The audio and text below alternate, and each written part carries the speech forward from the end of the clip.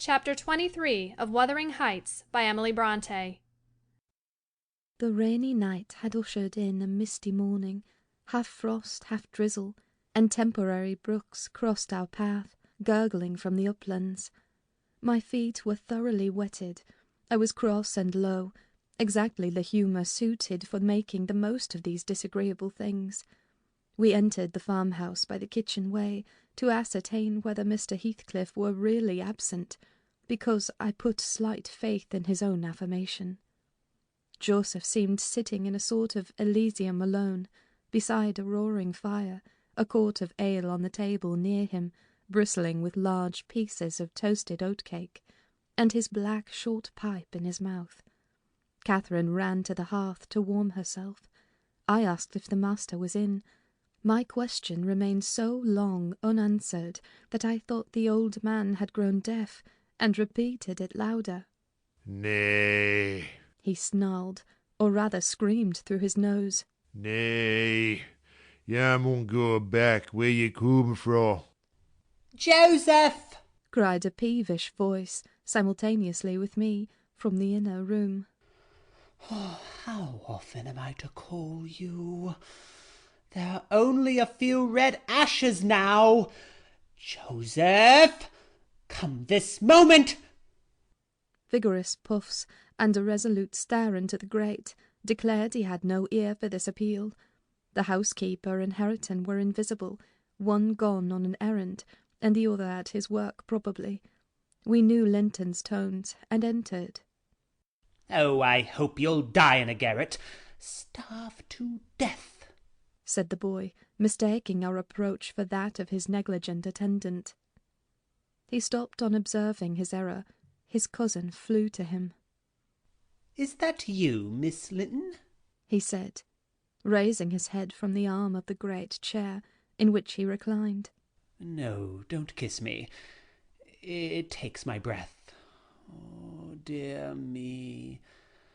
Papa said you would call," continued he, after recovering a little from Catherine's embrace, while she stood by looking very contrite. "Will you shut the door, if you please? You left it open, and those detestable creatures won't bring coals to the fire. Oh, it's so cold." I stirred up the cinders and fetched a scuttleful myself. The invalid complained of being covered with ashes, but he had a tiresome cough and looked feverish and ill, so I did not rebuke his temper.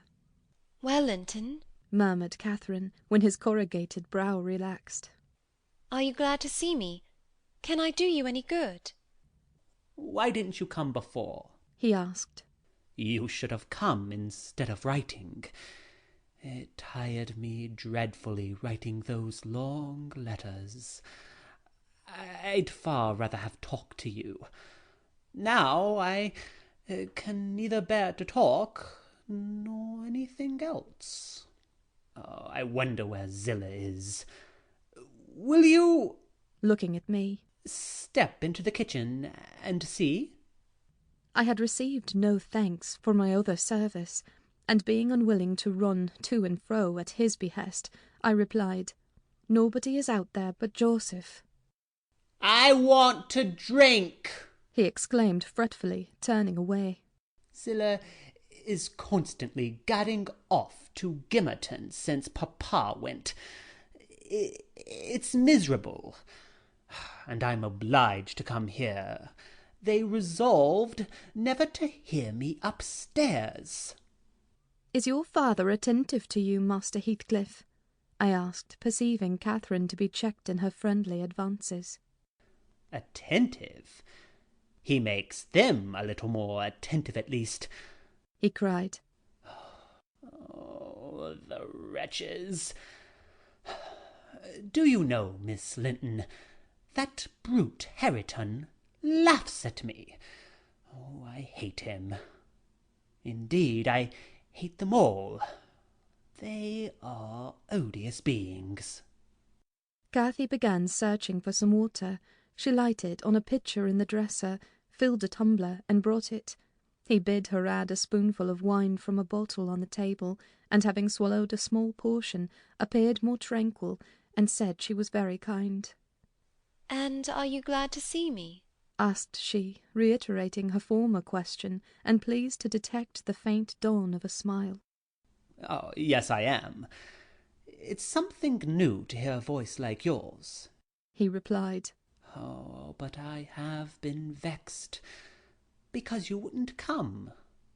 And Papa swore it was owing to me. Oh, he called me a pitiful, snuffling, worthless thing, and said you despised me, and if he had been in my place, he would be more the master of the Grange than your father by this time. But you don't despise me, do you, Miss—" "I wish you would say Catherine, or Cathy." interrupted my young lady. "Despise you? No. Next to Papa and Ellen, I love you better than anybody living.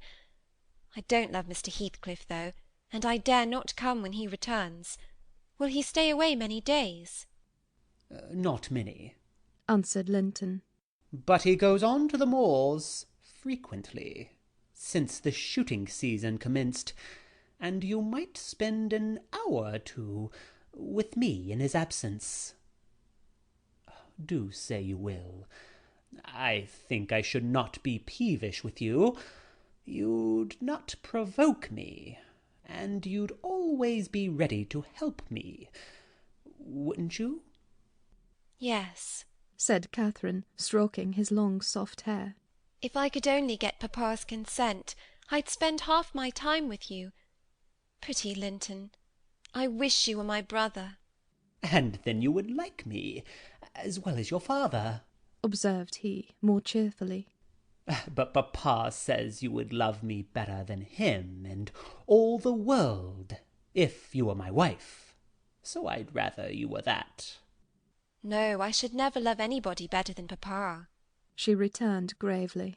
"And people hate their wives sometimes, but not their sisters and brothers. And if you were the latter, you would live with us, and Papa would be as fond of you as he is of me." Linton denied that people ever hated their wives, but Cathy affirmed they did, and, in her wisdom, instanced his own father's aversion to her aunt. I endeavoured to stop her thoughtless tongue. I couldn't succeed till everything she knew was out. Master Heathcliff, much irritated, asserted her relation was false. "Papa told me, and Papa does not tell falsehoods," she answered pertly. "My Papa scorns yours," cried Linton. He calls him a sneaking fool."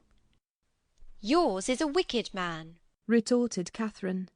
"and you were very naughty to dare to repeat what he says. He must be wicked to have made Aunt Isabella leave him as she did." "She didn't leave him," said the boy.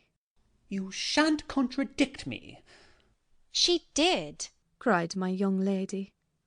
"Well, I'll tell you something," said Linton.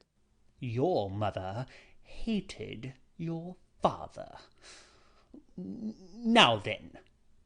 "Oh!" exclaimed Catherine, too enraged to continue. "And she loved mine," added he. "You little liar! I hate you now!" she panted, and her face grew red with passion. She did! She did!" sang Linton, sinking into the recess of his chair, and leaning back his head to enjoy the agitation of the other disputant who stood behind. "Hush, Master Heathcliff," I said. "That's your father's tale too, I suppose." "It isn't. You hold your tongue," he answered. She did, Catherine. She did. Cathy, beside herself, gave the chair a violent push, and caused him to fall against one arm. He was immediately seized by a suffocating cough that soon ended his triumph. It lasted so long that it frightened even me. As to his cousin, she wept with all her might, aghast at the mischief she had done, though she said nothing. I held him till the fit exhausted itself. Then he thrust me away and leant his head down silently. Catherine quelled her lamentations also, took a seat opposite, and looked solemnly into the fire. "How do you feel now, Master Heathcliff?" I inquired, after waiting 10 minutes. "I wish she felt as I do," he replied. "Spiteful, cruel thing. Hareton never touches me. He never struck me in his life. And I was better today. And there—" His voice died in a whimper. "I didn't strike you," muttered Cathy, chewing her lip to prevent another burst of emotion. He sighed and moaned like one under great suffering, and kept it up for 1/4 of an hour, on purpose to distress his cousin apparently, for whenever he caught a stifled sob from her, he put renewed pain and pathos into the inflections of his voice. "I'm sorry I hurt you, Linton," she said at length, racked beyond endurance. "but I couldn't have been hurt by that little push, and I had no idea that you could either. You're not much, are you, Linton? Don't let me go home thinking I've done you harm. Answer. Speak to me." "I can't speak to you," he murmured. "You've hurt me so that I shall lie awake all night, choking with this cough. If you had it, you'd know what it was. But you'll be comfortably asleep while I'm in agony, and nobody near me. I wonder how you would like to pass those fearful nights."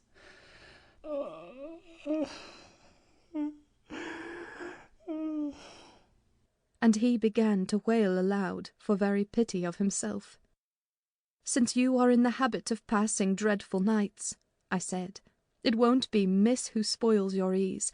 You'd be the same had she never come. However, she shall not disturb you again, and perhaps you'll get quieter when we leave you." "Must I go?" asked Catherine dolefully, bending over him. "Do you want me to go, Linton?" "You can't alter what you've done," he replied pettishly, shrinking from her. "Unless you alter it for the worse by teasing me into a fever." "Well, then, I must go," she repeated. "Let me alone, at least," said he. "I can't bear your talking." She lingered and resisted my persuasions to departure a tiresome while. But as he neither looked up nor spoke, she finally made a movement to the door, and I followed. We were recalled by a scream. Linton had slid from his seat on to the hearthstone, and lay writhing in the mere perverseness of an indulged plague of a child, determined to be as grievous and harassing as it can. I thoroughly gauged his disposition from his behaviour, and saw at once it would be folly to attempt humouring him. Not so my companion. She ran back in terror, knelt down and cried and soothed and entreated, till he grew quiet from lack of breath, by no means from compunction at distressing her. "I shall lift him on to the settle," I said, "and he may roll about as he pleases. We can't stop to watch him. I hope you are satisfied, Miss Cathy, that you are not the person to benefit him, and that his condition of health is not occasioned by attachment to you. Now then, there he is. Come away. As soon as he knows there is nobody by to care for his nonsense, he'll be glad to lie still." She placed a cushion under his head, and offered him some water. He rejected the latter, and tossed uneasily on the former, as if it were a stone or a block of wood. She tried to put it more comfortably. "I can't do with that," he said. It's not high enough." Catherine brought another to lay above it. "That's too high," murmured the provoking thing. "How must I arrange it, then?" she asked despairingly. He twined himself up to her, as she half knelt by the settle, and converted her shoulder into a support. "No, that won't do," I said. "You'll be content with the cushion, Master Heathcliff. Miss has wasted too much time on you already. We cannot remain 5 minutes longer." Yes, we can," replied Cathy. "He's good and patient now. He's beginning to think I shall have far greater misery than he will to-night, if I believe he is the worse for my visit, and then I dare not come again. Tell the truth about it, Linton, for I mustn't come if I have hurt you. You must come. You must cure me, he answered. You ought to come because you have hurt me. You know you have extremely. I was not as ill when you entered as I am at present, was I? But you've made yourself ill by crying and being in a passion. I didn't do it all, said his cousin. However, we'll be friends now. And you want me. You would wish to see me sometimes, really? I told you I did, he replied impatiently. Sit on the settle, and let me lean on your knee. That's as mamma used to do. Whole afternoons together. Sit quite still, and don't talk.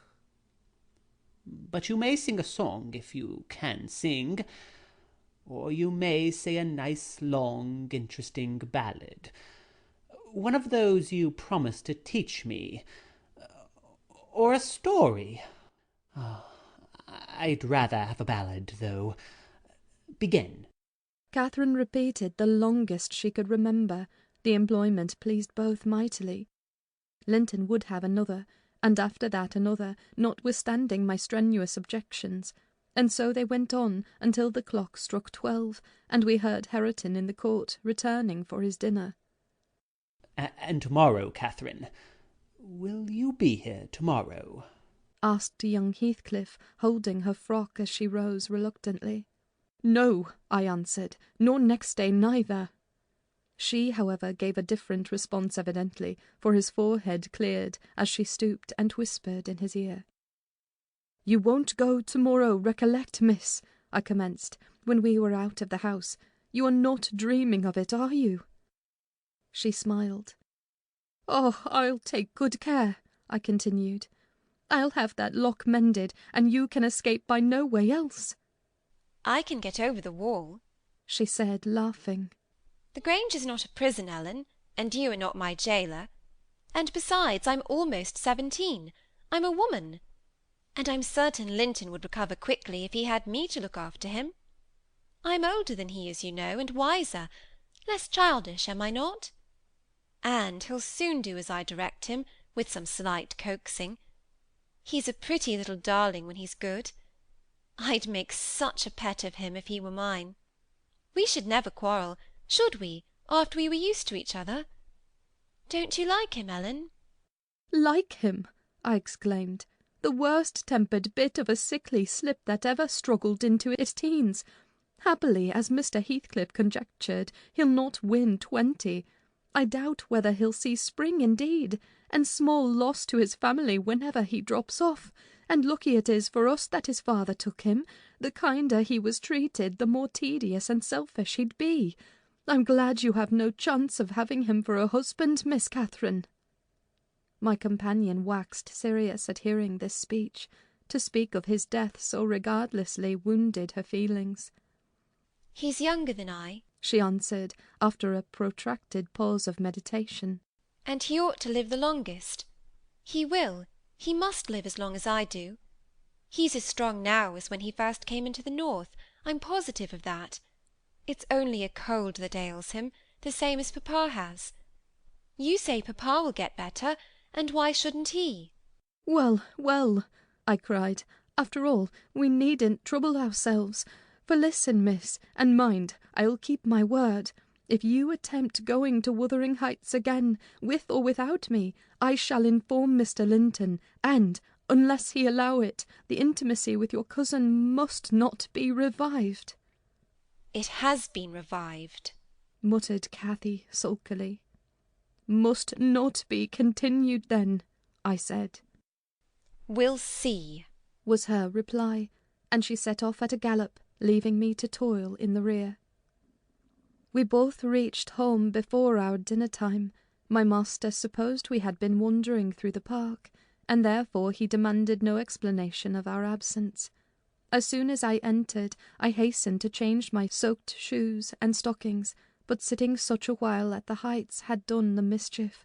On the succeeding morning I was laid up, and during 3 weeks I remained incapacitated for attending to my duties, a calamity never experienced prior to that period, and never, I am thankful to say, since. My little mistress behaved like an angel in coming to wait on me and share my solitude. The confinement brought me exceedingly low. It is wearisome to a stirring, active body, but few have slighter reasons for complaint than I had.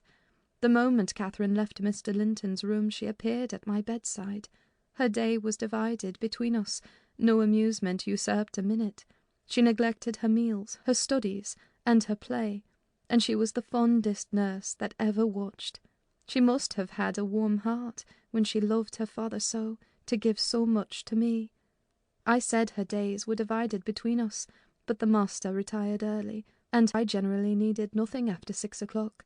Thus the evening was her own. Poor thing! I never considered what she did with herself after tea, and though frequently, when she looked in to bid me good night, I remarked a fresh colour in her cheeks and a pinkness over her slender fingers, instead of fancying the line borrowed from a cold ride across the moors, I laid it to the charge of a hot fire in the library. End of chapter 23.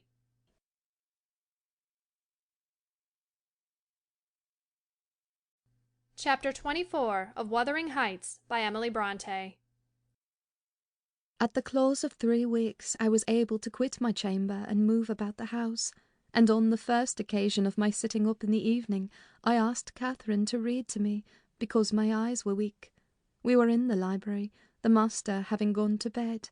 She consented, rather unwillingly I fancied, and imagining my sort of books did not suit her, I bid her please herself in the choice of what she perused. She selected one of her own favourites, and got forward steadily about an hour. Then came frequent questions. "Ellen, are not you tired? Hadn't you better lie down now? You'll be sick keeping up so long, Ellen." "No, no, dear, I'm not tired," I returned continually.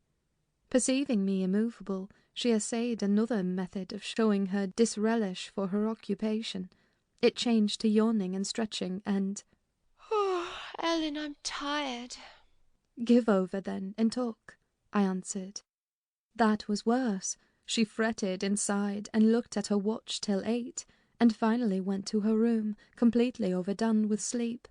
Judging by her peevish, heavy look, and the constant rubbing she inflicted on her eyes, the following night she seemed more impatient still, and on the 3rd from recovering my company she complained of a headache, and left me. I thought her conduct odd, and having remained alone a long while, I resolved on going and inquiring whether she were better, and asking her to come and lie on the sofa, instead of upstairs in the dark. No Catherine could I discover upstairs, and none below. The servants affirmed they had not seen her. I listened at Mr. Edgar's door. All was silence. I returned to her apartment, extinguished my candle, and seated myself in the window. The moon shone bright, a sprinkling of snow covered the ground, and I reflected that she might possibly have taken it into her head to walk about the garden for refreshment. I did detect a figure creeping along the inner fence of the park, but it was not my young mistress. On its emerging into the light, I recognized one of the grooms. He stood a considerable period, viewing the carriage road through the grounds, then started off at a brisk pace, as if he had detected something, and reappeared presently, leading Mrs. Pony, and there she was, just dismounted, and walking by its side. The man took his charge stealthily across the grass towards the stable. Cathy entered by the casement window of the drawing-room, and glided noiselessly up to where I awaited her. She put the door gently to, slipped off her snowy shoes, untied her hat, and was proceeding, unconscious of my espionage, to lay aside her mantle, when I suddenly rose and revealed myself. The surprise petrified her an instant. She uttered an inarticulate exclamation, and stood fixed. "My dear Miss Catherine," I began, too vividly impressed by her recent kindness to break into a scold, Where have you been riding out at this hour? And why should you try to deceive me by telling a tale? Where have you been? Speak." "To the bottom of the park," she stammered. "I didn't tell a tale." "And nowhere else?" I demanded. "No," was the muttered reply.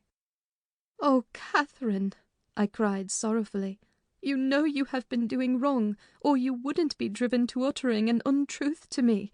That does grieve me. I'd rather be 3 months ill than hear you frame a deliberate lie." She sprang forward, and bursting into tears, threw her arms round my neck. "Well, Ellen, I'm so afraid of you being angry," she said. "Promise not to be angry, and you shall know the very truth. I hate to hide it." We sat down in the window seat. I assured her I would not scold, whatever her secret might be, and I guessed it, of course, so she commenced. "I've been to Wuthering Heights, Ellen, and I've never missed going a day since you fell ill, except thrice before, and twice after you left your room. I gave Michael books and pictures to prepare Minnie every evening, and to put her back in the stable. You mustn't scold him either, mind. I was at the Heights by 6:30, and generally stayed till 8:30, and then galloped home. It was not to amuse myself that I went. I was often wretched all the time. Now and then I was happy, once in a week perhaps. At first I expected there would be sad work persuading you to let me keep my word to Linton, for I had engaged to call again next day, when we quitted him. But as you stayed upstairs on the morrow, I escaped that trouble.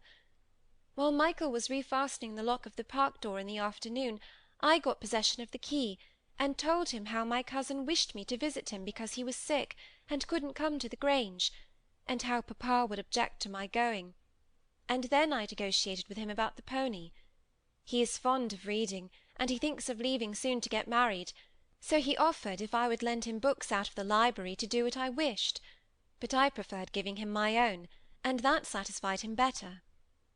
On my second visit Linton seemed in lively spirits, and Zillah, that is their housekeeper, made us a clean room and a good fire, and told us that, as Joseph was out at a prayer meeting and Hareton Earnshaw was off with his dogs, robbing our woods of pheasants, as I heard afterwards, we might do what we liked.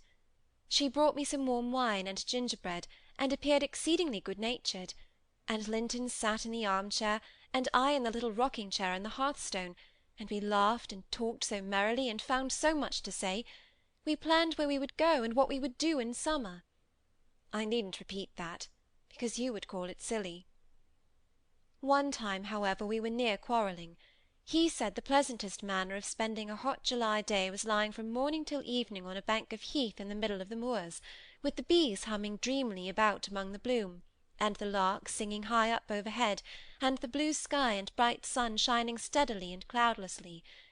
That was his most perfect idea of heaven's happiness.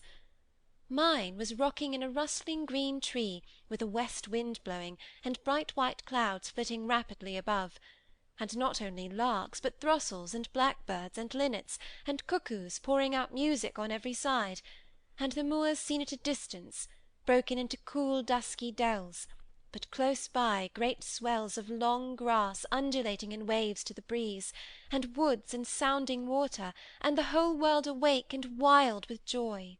He wanted all to lie in an ecstasy of peace. I wanted all to sparkle and dance in a glorious jubilee. I said his heaven would be only half alive, and he said mine would be drunk. I said I should fall asleep in his, and he said he could not breathe in mine, and began to grow very snappish. At last we agreed to try both, as soon as the right weather came, and then we kissed each other and were friends. After sitting still an hour, I looked at the great room with its smooth uncarpeted floor, and thought how nice it would be to play in, if we removed the table, and I asked Linton to call Zillah in to help us, and we'd have a game at blindman's buff. She should try to catch us. You used to, you know, Ellen. He wouldn't. There was no pleasure in it, he said. But he consented to play at ball with me. We found two in a cupboard among a heap of old toys, tops and hoops and battledores and shuttlecocks. One was marked C, and the other H. I wished to have the C because that stood for Catherine, and the H might be for Heathcliff, his name. But the bran came out of H, and Linton didn't like it. I beat him constantly, and he got cross again, and coughed, and returned to his chair. That night, though, he easily recovered his good humour. He was charmed with 2 or 3 pretty songs, your songs, Ellen, and when I was obliged to go, he begged and entreated me to come the following evening, and I promised. Minnie and I went flying home as light as air, and I dreamt of Wuthering Heights, and my sweet darling cousin till morning. On the morrow I was sad, partly because you were poorly, and partly that I wished my father knew, and approved of my excursions. But it was beautiful moonlight after tea, and as I rode on the gloom cleared. I shall have another happy evening, I thought to myself, and what delights me more, my pretty Linton will. I trotted up their garden, and was turning round to the back, when that fellow Earnshaw met me, took my bridle, and bid me go in by the front entrance. He patted Minnie's neck, and said she was a bonny beast, and appeared as if he wanted me to speak to him. I only told him to leave my horse alone, or else it would kick him. He answered in his vulgar accent, "It wouldn't do much hurt if it did," and surveyed its legs with a smile. I was half inclined to make it try.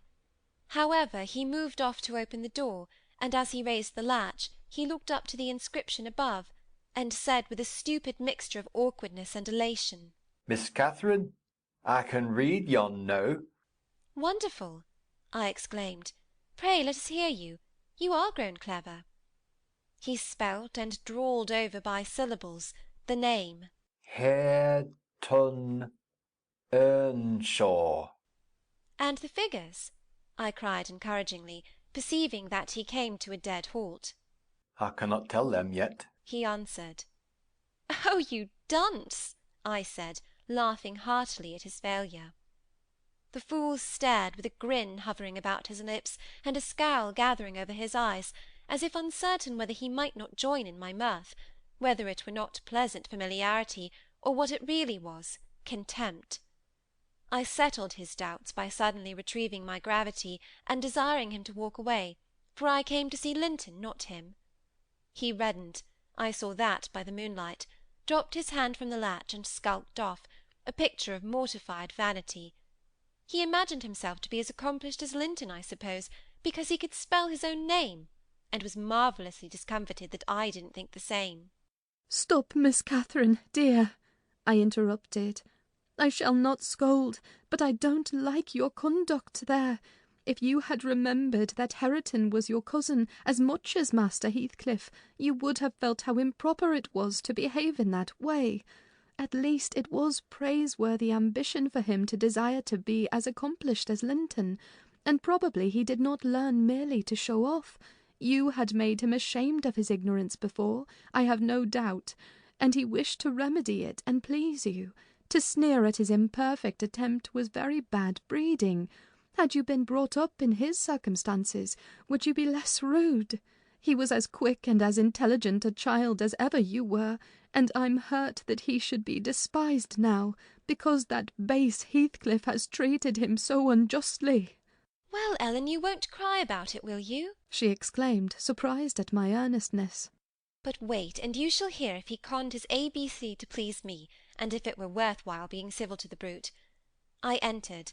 Linton was lying on the settle, and half got up to welcome me. "I'm ill to-night, Catherine, love," he said.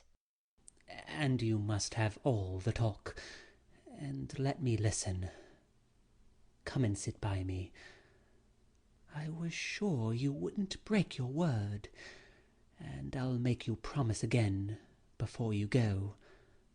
I knew now that I mustn't tease him, as he was ill, and I spoke softly and put no questions, and avoided irritating him in any way. I had brought some of my nicest books for him. He asked me to read a little of one, and I was about to comply, when Earnshaw burst the door open, having gathered venom with reflection. He advanced direct to us, seized Linton by the arm, and swung him off the seat. "Get to thy own room," he said, in a voice almost inarticulate with passion, and his face looked swelled and furious. "Take her there if she comes to see thee. Thou shalln't keep me out of this. Begone with you both." He swore at us, and left Linton no time to answer, nearly throwing him into the kitchen, and he clenched his fist as I followed, seemingly longing to knock me down. I was afraid for a moment, and I let one volume fall. He kicked it after me and shut us out. I heard a malignant crackly laugh by the fire, and, turning, beheld that odious Joseph standing rubbing his bony hands and quivering. I were sure he'd sarve ye out. He's a grand lad. He's getting the right spirit in him. He knows, aye, he knows, as weel as I do, who should be the maester yonder. Eh, eh, eh. He made ye skift properly. Eh, eh, eh. Where must we go? I asked of my cousin, disregarding the old wretch's mockery. Linton was white and trembling. He was not pretty then, Ellen. Oh, no, he looked frightful, for his thin face and large eyes were wrought into an expression of frantic, powerless fury. He grasped the handle of the door and shook it. It was fastened inside. If you don't let me in, I'll kill you. If you don't let me in, I'll kill you. He rather shrieked than said. Devil, devil, I'll kill you. I'll kill you. Joseph uttered his croaking laugh again. There, that's the father. He cried. That's father. We've all a summat on either side in us. Never heed Hareton, lad. Do not be feared. He cannot get at thee. I took hold of Linton's hands and tried to pull him away, but he shrieked so shockingly that I dared not proceed. At last his cries were choked by a dreadful fit of coughing. Blood gushed from his mouth, and he fell on the ground. I ran into the yard, sick with terror, and called for Zillah as loud as I could. She soon heard me. She was milking the cows in a shed behind the barn, and hurrying from her work, she inquired what there was to do. I hadn't breath to explain. Dragging her in, I looked about for Linton. Earnshaw had come out to examine the mischief he had caused, and he was then conveying the poor thing upstairs. Zillah and I ascended after him, but he stopped me at the top of the steps, and said I shouldn't go in. I must go home. I exclaimed that he had killed Linton, and I would enter. Joseph locked the door, and declared I should do no sich stuff, and asked me whether I were bound to be as mad as him. I stood crying till the housekeeper reappeared. She affirmed he would be better in a bit, but he couldn't do with that shrieking and din, and she took me and nearly carried me into the house. Ellen, I was ready to tear my hair off my head. I sobbed and wept so that my eyes were almost blind, and the ruffian you have such sympathy with stood opposite, presuming every now and then to bid me wisht, and denying that it was his fault, and finally, frightened by my assertions that I would tell papa, and that he should be put in prison and hanged, he commenced blubbering himself, and hurried out to hide his cowardly agitation. Still I was not rid of him. When at length they compelled me to depart, and I had got some 100 yards off the premises, he suddenly issued from the shadow of the roadside, and checked Minnie, and took hold of me. Miss Catherine, I'm ill grieved, he began. but it's rather too bad. I gave him a cut with my whip, thinking perhaps he would murder me. He let go, thundering one of his horrid curses, and I galloped home more than half out of my senses. I didn't bid you good night that evening, and I didn't go to Wuthering Heights the next. I wished to go exceedingly, but I was strangely excited, and dreaded to hear that Linton was dead sometimes, and sometimes shuddered at the thought of encountering Hareton. On the 3rd day I took courage, at least I couldn't bear longer suspense, and stole off once more. I went at 5 o'clock and walked, fancying I might manage to creep into the house, and up to Linton's room unobserved. However, the dogs gave notice of my approach. Zillah received me, and saying, "The lad was mending nicely," showed me into a small, tidy, carpeted apartment, where, to my inexpressible joy, I beheld Linton laid on a little sofa, reading one of my books. But he would neither speak to me, nor look at me, through a whole hour, Ellen. He has such an unhappy temper. And what quite confounded me, when he did open his mouth, it was to utter the falsehood that I had occasioned the uproar, and Hareton was not to blame. Unable to reply, except passionately, I got up and walked from the room. He sent after me a faint, Catherine. He did not reckon on being answered so, but I wouldn't turn back, and the morrow was the second day on which I stayed at home, nearly determined to visit him no more. But it was so miserable going to bed and getting up and never hearing anything about him, that my resolution melted into air before it was properly formed. It had appeared wrong to take the journey once, now it seemed wrong to refrain. Michael came to ask if he must saddle Minnie. I said yes, and considered myself doing a duty as she bore me over the hills. I was forced to pass the front windows to get to the court. It was no use trying to conceal my presence. Young master is in the house, said Zillah, as she saw me making for the parlour. I went in. Earnshaw was there also, but he quitted the room directly. Linton sat in the great arm-chair half asleep. Walking up to the fire, I began in a serious tone, partly meaning it to be true. As you don't like me, Linton, and as you think I come on purpose to hurt you, and pretend that I do so every time, this is our last meeting. Let us say good-bye, and tell Mr. Heathcliff that you have no wish to see me, and that he mustn't invent any more falsehoods on the subject. Sit down and take your hat off, Catherine, he answered. You are so much happier than I am. You ought to be better. Papa talks enough of my defects, and shows enough scorn of me, to make it natural I should doubt myself. I doubt whether I am not altogether as worthless as he calls me, frequently, and then I feel so cross and bitter. I hate everybody. I am worthless, and bad in temper, and bad in spirit, almost always. And if you choose, you may say good-bye. You'll get rid of an annoyance. Only, Catherine, do me this justice. Believe that if I might be as sweet and as kind and as good as you are, I would be, as willingly and more so, than as happy and as healthy. And believe that your kindness has made me love you deeper than if I deserved your love. And though I couldn't and cannot help showing my nature to you, I regret it and repent it, and shall regret and repent it till I die.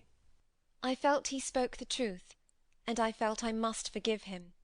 And though we should quarrel the next moment, I must forgive him again. We were reconciled, but we cried, both of us, the whole time I stayed, not entirely for sorrow. Yet I was sorry Linton had that distorted nature. He'll never let his friends be at ease, and he'll never be at ease himself. I have always gone to his little parlour since that night, because his father returned the day after. About 3 times, I think, we have been merry and hopeful, as we were the first evening. The rest of my visits were dreary and troubled. Now with his selfishness and spite, and now with his sufferings. But I've learned to endure the former with nearly as little resentment as the latter. Mr. Heathcliff purposely avoids me. I have hardly seen him at all. Last Sunday, indeed, coming earlier than usual, I heard him abusing poor Linton cruelly for his conduct of the night before. I can't tell how he knew of it, unless he listened. Linton had certainly behaved provokingly. However, it was the business of nobody but me, and I interrupted Mr. Heathcliff's lecture by entering and telling him so. He burst into a laugh, and went away, saying he was glad I took that view of the matter. Since then I have told Linton he must whisper his bitter things. Now, Ellen, you have heard all. I can't be prevented from going to Wuthering Heights, except by inflicting misery on 2 people, whereas, if you'll only not tell papa, my going need disturb the tranquillity of none. You'll not tell, will you? It will be very heartless if you do.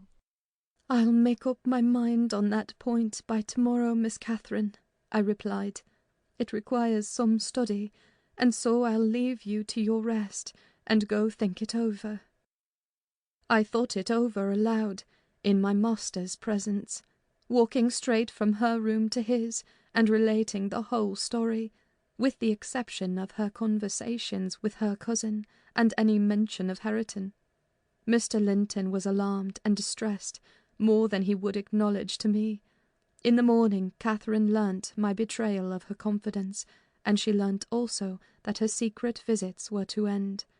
In vain she wept and writhed against the interdict, and implored her father to have pity on Linton. All she got to comfort her was a promise that he would write and give him leave to come to the Grange when he pleased, but explaining that he must no longer expect to see Catherine at Wuthering Heights. Perhaps, had he been aware of his nephew's disposition and state of health, he would have seen fit to withhold even that slight consolation.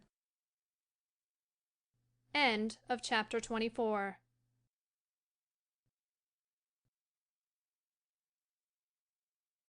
Chapter 25 of Wuthering Heights by Emily Brontë.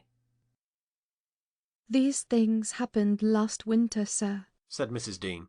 Hardly more than a year ago. Last winter I did not think, at another 12 months' end, I should be amusing a stranger to the family with relating them. Yet who knows how long you'll be a stranger? You're too young to rest always contented living by yourself, and I some way fancy no one could see Catherine Linton and not love her. You smile, but why do you look so lively and interested when I talk about her? And why have you asked me to hang her picture over your fireplace? And why— "Stop, my good friend," I cried. "It may be very possible that I should love her, but would she love me? I doubt it too much to venture my tranquillity by running into temptation.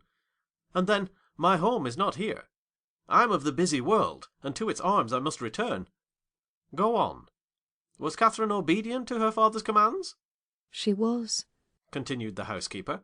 Her affection for him was still the chief sentiment in her heart, and he spoke without anger.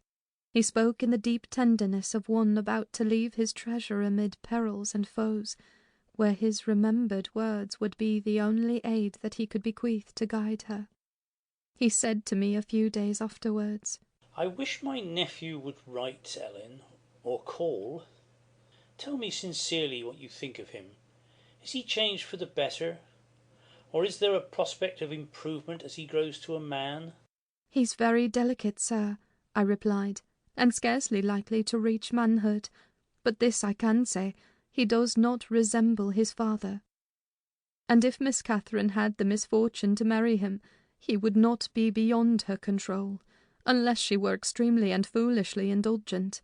However, master, you'll have plenty of time to get acquainted with him and see whether he would suit her. It wants 4 years and more to his being of age." Edgar sighed, and, walking to the window, looked out towards Gimmerton Kirk. It was a misty afternoon, but the February sun shone dimly, and we could just distinguish the 2 fir trees in the yard and the sparely scattered gravestones. "I've prayed often," he half soliloquized, "for the approach of what is coming, and now I begin to shrink and fear it. I thought the memory of the hour I came down that glen a bridegroom would be less sweet than the anticipation that I was soon, in a few months, or possibly weeks, to be carried up and laid in its lonely hollow. Ellen, I've been very happy with my little Cathy. Through winter nights and summer days she was a living hope at my side. But I've been as happy musing by myself among these stones, under that old church, lying, through the long June evenings, on the green mound of her mother's grave, and wishing, yearning for the time when I might lie beneath it. What can I do for Cathy? How must I quit her? I'd not care 1 moment for Linton being Heathcliff's son, nor for his taking her from me, if he could console her for my loss. I'd not care that Heathcliff gained his ends and triumphed in robbing me of my last blessing. But should Linton be unworthy, only a feeble tool of his father, I cannot abandon her to him. And, hard though it be to crush her buoyant spirit, I must persevere in making her sad while I live, and leaving her solitary when I die. Darling, I'd rather resign her to God and lay her in the earth before me. Resign her to God as it is, sir, I answered, and if we should lose you, which may he forbid, under his providence, I'll stand her friend and counsellor to the last. Miss Catherine is a good girl. I don't fear that she will go wilfully wrong, and people who do their duty are always finally rewarded. Spring advanced, yet my master gathered no real strength, though he resumed his walks in the grounds with his daughter. To her inexperienced notions, this itself was a sign of convalescence, and then his cheek was often flushed, and his eyes were bright. She felt sure of his recovering. On her 17th birthday he did not visit the churchyard. It was raining, and I observed, "You'll surely not go out tonight, sir?" He answered, "No, I'll defer it this year a little longer." He wrote again to Linton, expressing his great desire to see him, and, had the invalid been presentable, I've no doubt his father would have permitted him to come. As it was, being instructed, he returned an answer, intimating that Mr. Heathcliff objected to his calling at the Grange, but his uncle's kind remembrance delighted him, and he hoped to meet him sometimes in his rambles, and personally to petition that his cousin and he might not remain long so utterly divided. That part of his letter was simple, and probably his own. Heathcliff knew he could plead eloquently for Catherine's company then. "I do not ask," he said, "that she may visit me here. But am I never to see her, because my father forbids me to go to her home, and you forbid her to come to mine? Do now and then ride with her towards the heights, and let us exchange a few words in your presence. We have done nothing to deserve this separation, and you are not angry with me. You have no reason to dislike me. You allow yourself.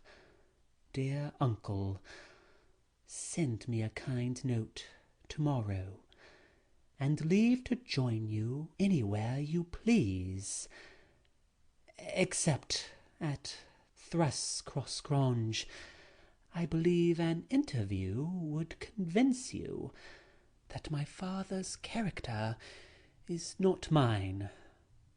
He affirms I am more your nephew than his son, and though I have faults which render me unworthy of Catherine, she has excused them, and for her sake you should also. You inquire after my health. It is better, but while I remain cut off from all hope, and doomed to solitude or society of those who never did and never will like me, how can I be cheerful and well? Edgar, though he felt for the boy, could not consent to grant his request, because he could not accompany Catherine. He said in summer, perhaps, they might meet. Meantime he wished him to continue writing at intervals, and engaged to give him what advice and comfort he was able by letter, being well aware of his hard position in his family. Linton complied, and had he been unrestrained, would probably have spoiled all by filling his epistles with complaints and lamentations. But his father kept a sharp watch over him, and of course insisted on every line that my master sent being shown. So, instead of penning his peculiar personal sufferings and distresses, the themes constantly uppermost on his thoughts, he harped on the cruel obligation of being held asunder from his friend and love, and gently intimated that Mr. Linton must allow an interview soon, or he should fear he was purposely deceiving him with empty promises. Cathy was a powerful ally at home, and between them they at length persuaded my master to acquiesce in their having a ride or a walk together about once a week, under my guardianship, and on the moors nearest the Grange, for June found him still declining. Though he had set aside yearly a portion of his income for my young lady's fortune, he had a natural desire that she might retain, or at least return in a short time to, the house of her ancestors, and he considered her only prospect of doing that was by a union with his heir. He had no idea that the latter was failing almost as fast as himself, nor had any one, I believe. No doctor visited the Heights, and no one saw Master Heathcliff to make a report of his condition among us. I, for my part, began to fancy my forebodings were false, and that he must be actually rallying, when he mentioned riding and walking on the moors, and seemed so earnest in pursuing his object. I could not picture a father treating a dying child as tyrannically and wickedly as I afterwards learned Heathcliff had treated him, to compel this apparent eagerness, his efforts redoubling the more imminently his avaricious and unfeeling plans were threatened with defeat by death. End of chapter 25.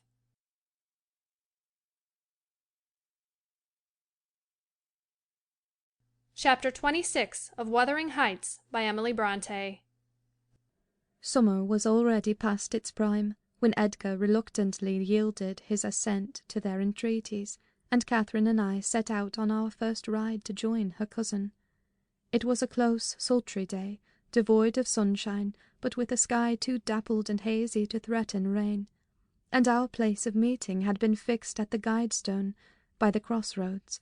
On arriving there, however, a little herd boy, dispatched as a messenger, told us that Master Little were just off the side of Heights, and he'd be much obliged to us to go on a bit further. Then Master Linton had forgot the first injunction of his uncle, I observed. He bid us keep on the Grange land, and here we are off at once. Well, we'll turn our horses' heads round when we reach him, answered my companion. Our excursion shall lie towards home. But when we reached him, and that was scarcely a quarter of a mile from his own door, we found he had no horse, and we were forced to dismount and leave ours to graze. He lay on the heath awaiting our approach, and did not rise till we came within a few yards. Then he walked so feebly, and looked so pale, that I immediately exclaimed, "Why, Master Heathcliff, you are not fit for enjoying a ramble this morning. How ill you do look!" Catherine surveyed him with grief and astonishment. She changed the ejaculation of joy on her lips to one of alarm, and the congratulation on their long-postponed meeting to an anxious inquiry whether he were worse than usual. "No, better, better," he panted, trembling, and retaining her hand as if he needed its support, while his large blue eyes wandered timidly over her, the hollowness round them transforming to haggard wildness the languid expression they once possessed. "But you have been worse," persisted his cousin. "Worse than when I saw you last. You are thinner, and—" "I'm tired," he interrupted hurriedly. "It is too hot for walking. Let us rest here. And in the morning I often feel sick. Papa says I grow so fast." Badly satisfied, Cathy sat down, and he reclined beside her. "This is something like your paradise," said she, making an effort at cheerfulness. "You recollect the 2 days we agreed to spend in the place and way each thought pleasantest. This is nearly yours, only there are clouds. But then they are so soft and mellow, it is nicer than sunshine. Next week, if you can, we'll ride down to the Grange Park, and try mine." Linton did not appear to remember what she talked of, and he had evidently great difficulty in sustaining any kind of conversation. His lack of interest in the subjects she started, and his equal incapacity to contribute to her entertainment, were so obvious that she could not conceal her disappointment. An indefinite alteration had come over his whole person and manner. The pettishness that might be caressed into fondness had yielded to a listless apathy. There was less of the peevish temper of a child which frets and teases on purpose to be soothed, and more of the self-absorbed moroseness of a confirmed invalid, repelling consolation, and ready to regard the good-humoured mirth of others as an insult. Catherine perceived, as well as I did, that he held it rather a punishment than a gratification to endure our company, and she made no scruple of proposing presently to depart. That proposal unexpectedly roused Linton from his lethargy and threw him into a strange state of agitation. He glanced fearfully towards the Heights, begging she would remain another half-hour at least. "But I think," said Cathy, "you'd be more comfortable at home than sitting here, and I cannot amuse you to-day, I see, by my tales and songs and chatter. You have grown wiser than I in these 6 months. You have little taste for my diversions now, or else if I could amuse you, I'd willingly stay." "Stay to rest yourself," he replied. "And, Catherine, don't think or say that I'm very unwell. It is the heavy weather and heat that makes me dull, and I walked about before you came. A great deal for me. Tell uncle I'm in tolerable health, will you?" "I'll tell him that you say so, Linton.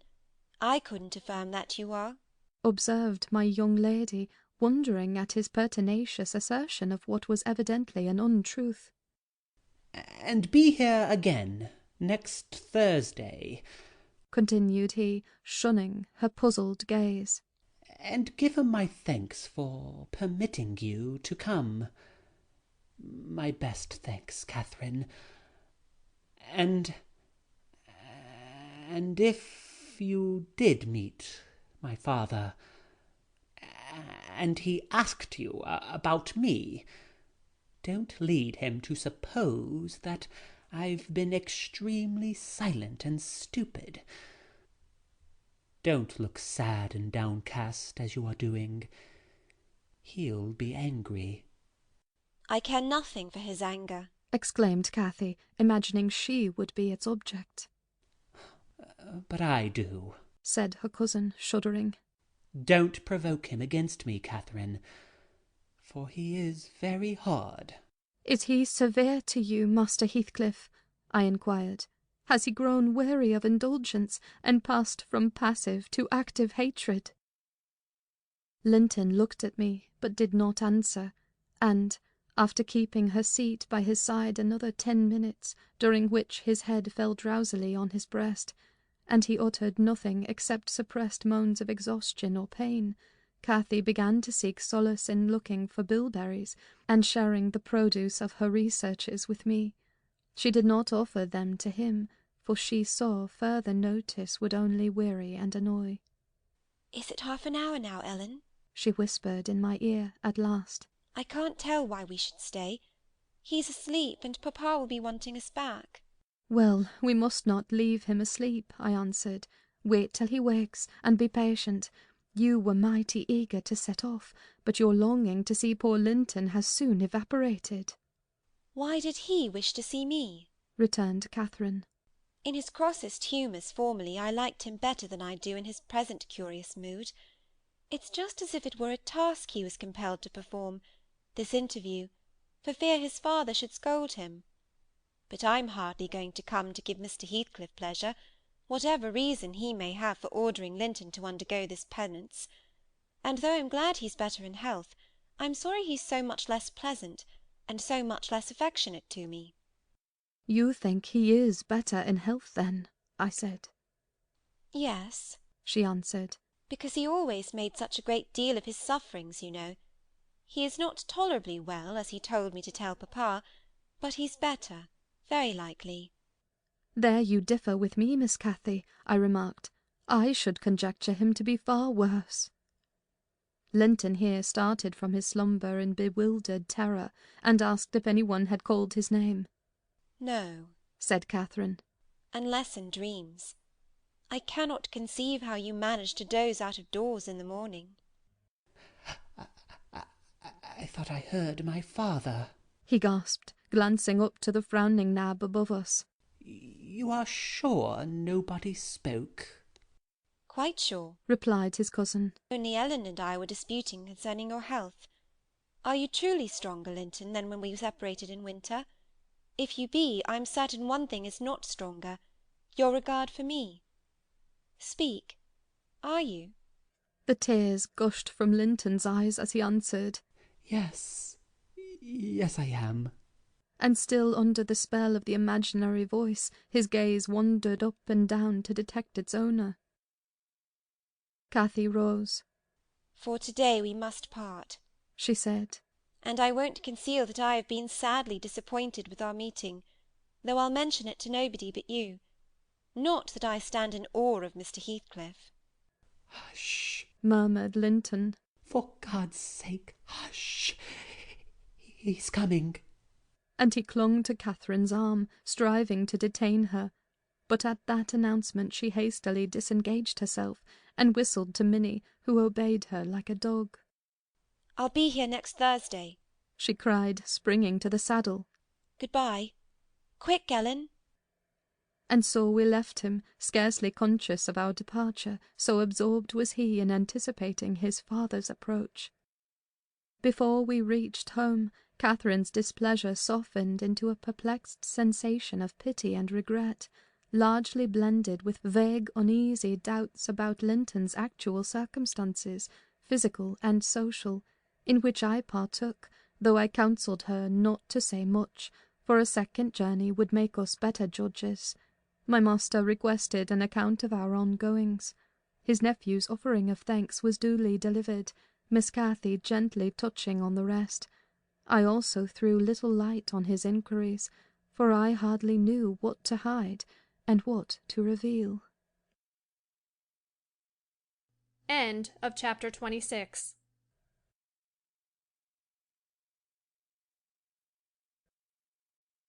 Chapter 27 of Wuthering Heights by Emily Brontë. 7 days glided away, every one marking its course by the henceforth rapid alteration of Edgar Linton's state. The havoc that months had previously wrought was now emulated by the inroads of hours. Catherine we would fain have deluded yet, but her own quick spirit refused to delude her. It divined in secret, and brooded on the dreadful probability gradually ripening into certainty. She had not the heart to mention her ride when Thursday came round. I mentioned it for her, and obtained permission to order her out of doors, for the library, where her father stopped a short time daily, the brief period he could bear to sit up, and his chamber had become her whole world. She grudged each moment that did not find her bending over his pillow, or seated by his side. Her countenance grew wan with watching and sorrow, and my master gladly dismissed her to what he flattered himself would be a happy change of scene and society, drawing comfort from the hope that she would not now be left entirely alone after his death. He had a fixed idea, I guessed by several observations he let fall, that, as his nephew resembled him in person, he would resemble him in mind, for Linton's letters bore few or no indications of his defective character, and I, through pardonable weakness, refrained from correcting the error, asking myself what good there would be in disturbing his last moments with information that he had neither power nor opportunity to turn to account.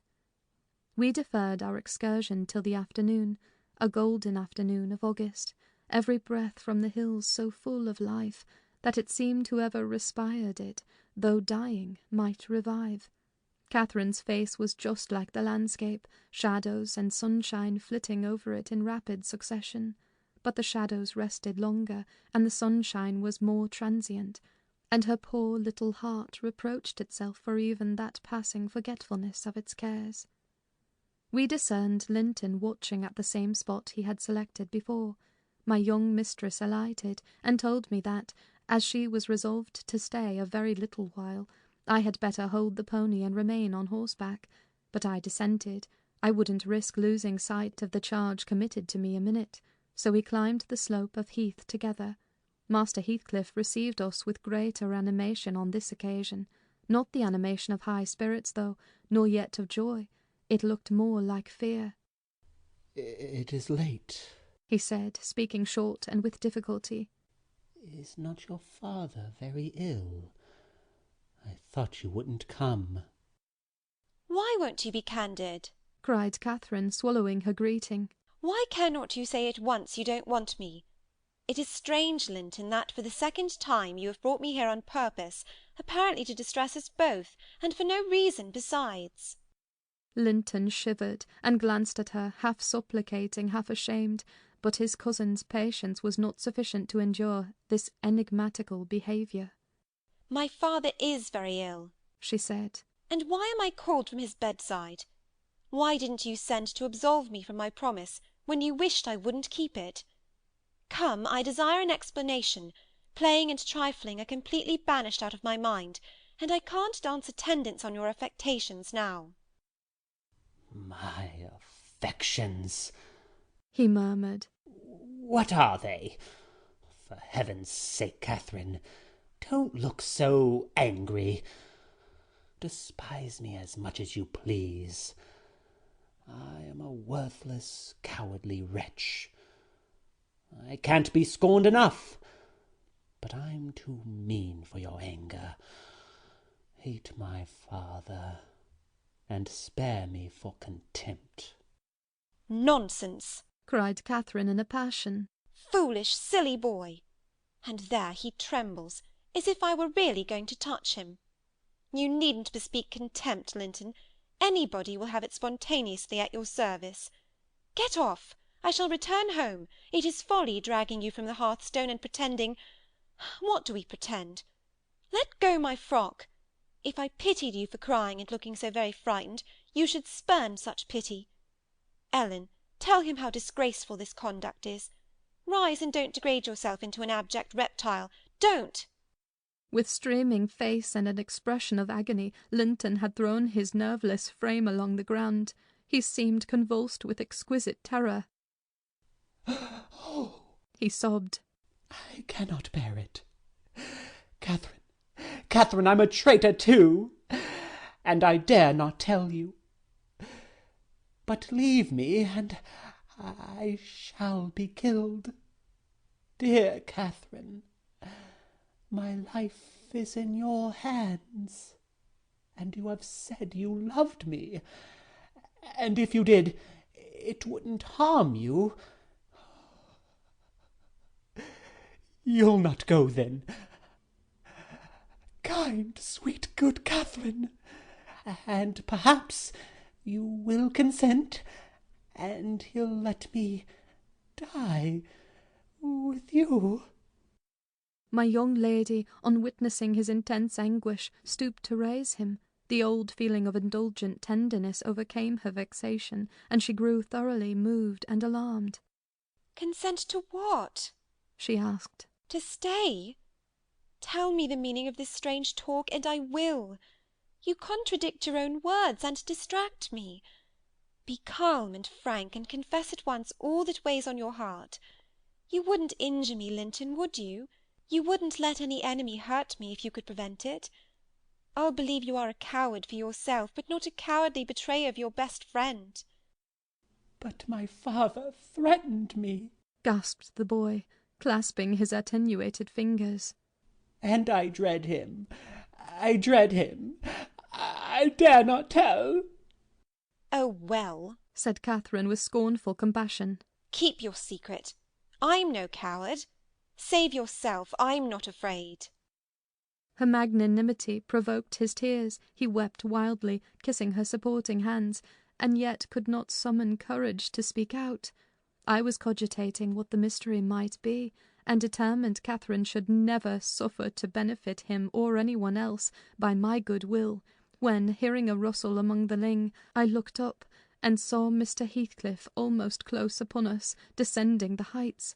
He didn't cast a glance towards my companions, though they were sufficiently near for Linton's sobs to be audible, but, hailing me in the most hearty tone he assumed to none besides, and the sincerity of which I couldn't avoid doubting, he said, "It is something to see you so near to my house, Nelly. How are you at the Grange? Let us hear. The rumour goes," he added in a lower tone, "that Edgar Linton is on his deathbed. Perhaps they exaggerate his illness?" "No, my master is dying," I replied. "It is true enough. A sad thing it will be for us all, but a blessing for him." "How long will he last, do you think?" he asked.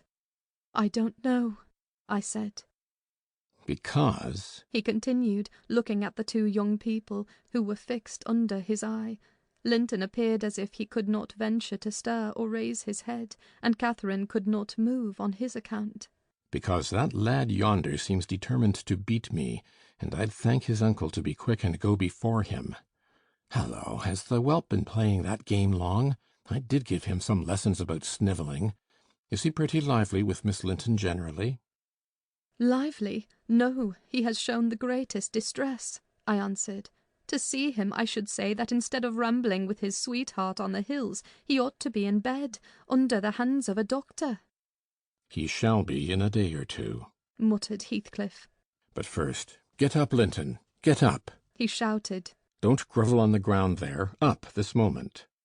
Linton had sunk prostrate again in another paroxysm of helpless fear, caused by his father's glance towards him, I suppose. There was nothing else to produce such humiliation. He made several efforts to obey, but his little strength was annihilated for the time, and he fell back again with a moan. Mr. Heathcliff advanced and lifted him to lean against a ridge of turf. Now, said he, with curbed ferocity, I'm getting angry, and if you don't command that paltry spirit of yours, damn you, get up directly. I will, father. He panted. Only let me alone, or I shall faint. I've done as you wished, I'm sure. Catherine will tell you that I have been cheerful. Ah, keep by me, Catherine. Give me your hand.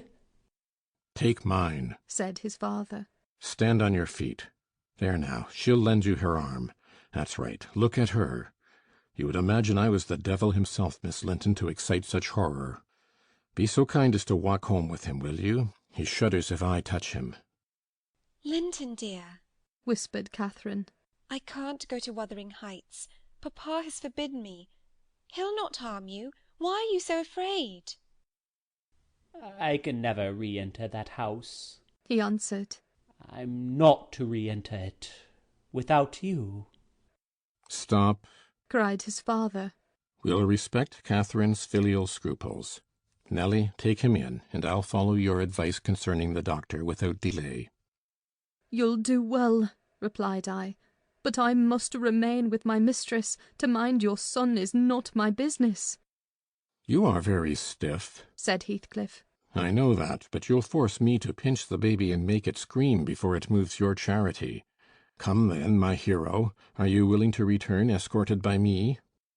He approached once more, and made as if he would seize the fragile being, but, shrinking back, Linton clung to his cousin, and implored her to accompany him, with a frantic importunity that admitted no denial. However, I disapproved. I couldn't hinder her. Indeed, how could she have refused him herself? What was filling him with dread we had no means of discerning, but there he was, powerless under its grip, and any addition seemed capable of shocking him into idiocy. We reached the threshold. Catherine walked in, and I stood waiting till she had conducted the invalid to a chair, expecting her out immediately, when Mr. Heathcliff, pushing me forward, exclaimed, My house is not stricken with the plague, Nelly, and I have a mind to be hospitable today. Sit down and allow me to shut the door. He shut and locked it also. I started. You shall have tea before you go home, he added. I am by myself. Hareton is gone with some cattle to the Leas, and Zillah and Joseph are off on a journey of pleasure, and though I'm used to being alone, I'd rather have some interesting company if I can get it. Miss Linton, take your seat by him. I give you what I have. The present is hardly worth accepting, but I have nothing else to offer. It is Linton, I mean. How she does stare! It's odd what a savage feeling I have to anything that seems afraid of me. Had I been born where laws are less strict and tastes less dainty, I should treat myself to a slow vivisection of those two as an evening's amusement. He drew in his breath, struck the table, and swore to himself. By hell, I hate them. I am not afraid of you, exclaimed Catherine, who could not hear the latter part of his speech. She stepped close up, her black eyes flashing with passion and resolution. Give me that key. I will have it, she said. I wouldn't eat or drink here if I was starving. Heathcliff had the key in his hand that remained on the table. He looked up, seized with a sort of surprise at her boldness, or possibly reminded, by her voice and glance, of the person from whom she inherited it.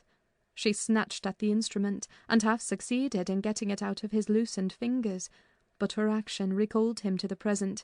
He recovered it speedily. "Now, Catherine Linton," he said, "stand off or I shall knock you down, and that will make Mrs. Dean mad." Regardless of this warning, she captured his closed hand and its contents again. "We will go," she repeated, exerting her utmost efforts to cause the iron muscles to relax, and finding that her nails made no impression, she applied her teeth pretty sharply. Heathcliff glanced at me, a glance that kept me from interfering a moment. Catherine was too intent on his fingers to notice his face. He opened them suddenly, and resigned the object of dispute, but ere she had well secured it, he seized her with the liberated hand, and, pulling her on his knee, administered with the other a shower of terrific slaps on both sides of the head, each sufficient to have fulfilled his threat, had she been able to fall. At this diabolical violence I rushed on him furiously. "You villain!" I began to cry. "You villain!" A touch on the chest silenced me. I am stout, and soon put out of breath, and, what with that and the rage, I staggered dizzily back and felt ready to suffocate, or to burst a blood vessel. The scene was over in 2 minutes. Catherine, released, put her 2 hands to her temples, and looked just as if she were not sure whether her ears were off or on. She trembled like a reed, poor thing, and leant against the table perfectly bewildered. "I know how to chastise children, you see," said the scoundrel grimly, as he stooped to repossess himself of the key, which had dropped to the floor. "Go to Linton now, as I told you, and cry at your ease. I shall be your father tomorrow, all the father you'll have in a few days, and you shall have plenty of that. You can bear plenty, you're no weakling. You shall have a daily taste if I catch such a devil of a temper in your eyes again." Cathy ran to me instead of Linton, and knelt down, and put her burning cheek on my lap, weeping aloud. Her cousin had shrunk into a corner of the settle, as quiet as a mouse, congratulating himself, I dare say, that the correction had alighted on another than him.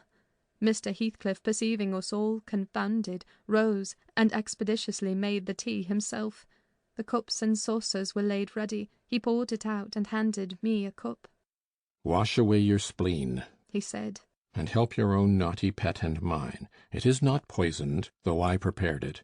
I'm going out to seek your horses."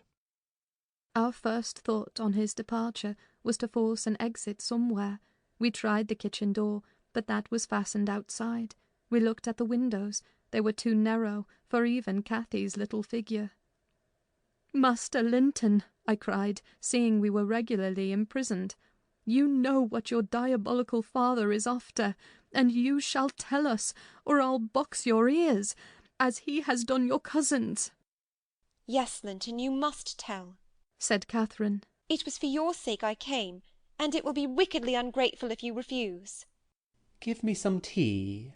I'm thirsty, and then I'll tell you," he answered.